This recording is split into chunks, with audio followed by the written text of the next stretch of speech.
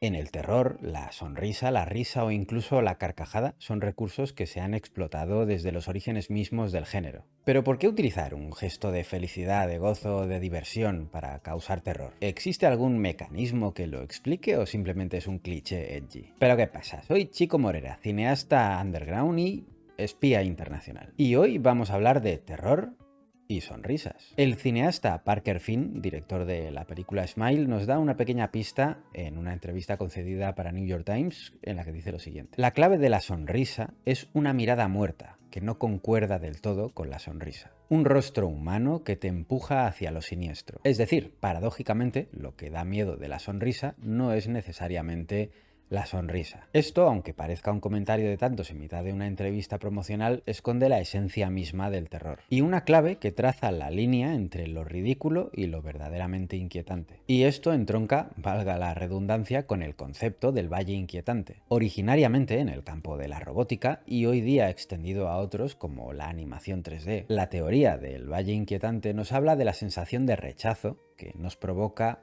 una réplica humana, que se parece lo suficiente a un humano como para no percibirlo de primeras como una máquina, pero que sin embargo tampoco somos capaces de entenderlo como un humano real. Ese espacio entre lo humano y lo no humano, esa sensación de que sí pero no, de que algo no encaja, eso es el valle inquietante. O en el caso que nos ocupa, y como bien decía Parker Finn, esa cara que sonríe, pero solo con la boca. Y sin embargo su mirada es completamente inexpresiva, como muerta. Ese grifo que gotea, esa luz que tintinea, esa puerta que rechina. Alguien dijo alguna vez que para que algo nos cause desasosiego, solo basta con romper la expectativa del ordinario. Hacer que las cosas no sean exactamente como deberían ser.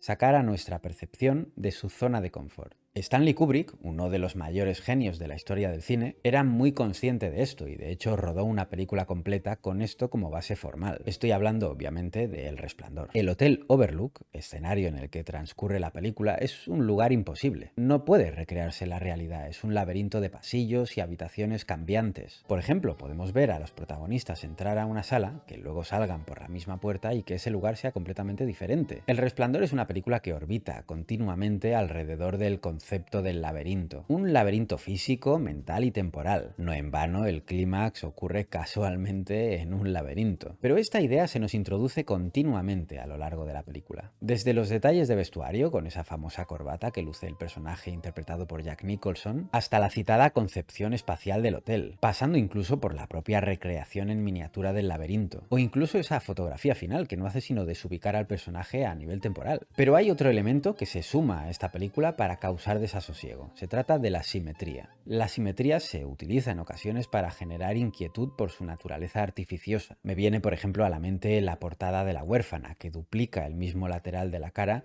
para crear una sensación de extrañeza alrededor de ese personaje. Pero en el caso del Resplandor, Kubrick le da una vuelta más al concepto de la simetría. No solo busca la simetría en la composición, creando imágenes que resultan inquietantes incluso a plena luz, sin necesidad de crear atmósferas lúgubres, sino que también juega a romper esa simetría, precisamente donde no esperarías que se rompiera, donde tu mente la buscaría de forma natural. Por ejemplo, en la elección de casting de las niñas gemelas, que a pesar de estar colocadas una al lado de la otra, casi como si fuese una imagen reflejada en un espejo, son dos niñas que no se parecen en nada, incluso en la altura. Una vuelta de tuerca que nuevamente rompe la expectativa para generar desasosiego. Lo que no debe ser simétrico lo es, y lo que debe serlo no lo es. La cara que sonríe con la mirada muerta, el plano simétrico de gemelas que no se parecen, el grifo que gotea, la bombilla que tintinea, la puerta que rechina. Cuando los elementos casan, cuando son predecibles, cuando la sonrisa busca ser abiertamente tétrica,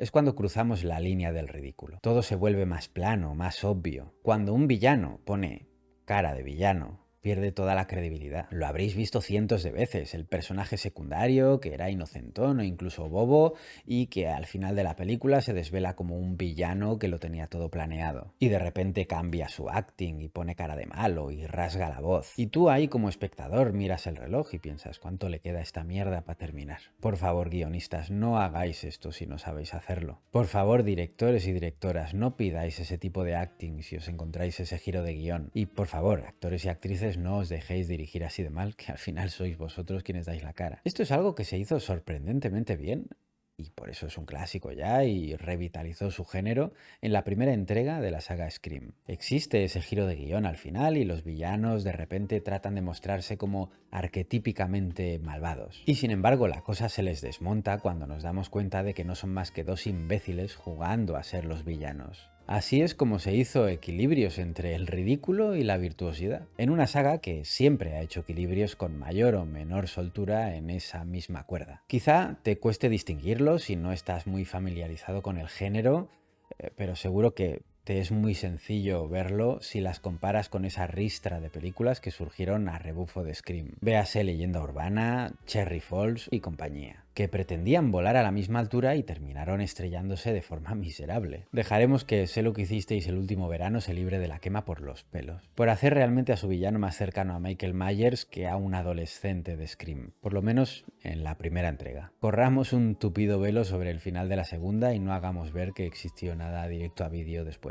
Es posible que ahora penséis, pero el Joker es un villano fabuloso y cumple con todo lo que estás criticando. Y aquí es cuando entra el tono lo es todo. El tono es la diferencia entre que una cosa funcione y que la misma cosa no funcione. El Joker es una obviedad, un personaje tan evidente que resultaría ridículo en un contexto que se pretenda naturalista. Sin embargo, el Joker vive en un universo absolutamente irreal, donde existe un tío que se viste de murciélago y lucha contra el crimen, donde la iluminación es expresionista, donde el escenario es gótico y la propia ciudad se llama Gotham. El Joker es fruto del tono de su propio universo y dentro del mismo es un personaje fantástico. Un universo que bebe directamente de películas como El gabinete del Dr. Caligari, Nosferatu o El hombre que ríe, donde ya encontramos de hecho una versión casi idéntica del personaje. No en vano, el cine mudo siempre ha sido un campo de estudio muy jugoso para toda obra que pretenda tener un gran impacto a nivel visual, ya que precisamente al no poder delegar en el sonido o los diálogos, a pesar de que había algunos intertítulos y algunas películas se proyectaban acompañadas de una orquesta, tenían que ser tremendamente precisas y expresivas en lo puramente visual. Y así es como se llegó a un culmen expresivo en este aspecto. Y ya desde entonces sabían que la sonrisa podía esconder horrores.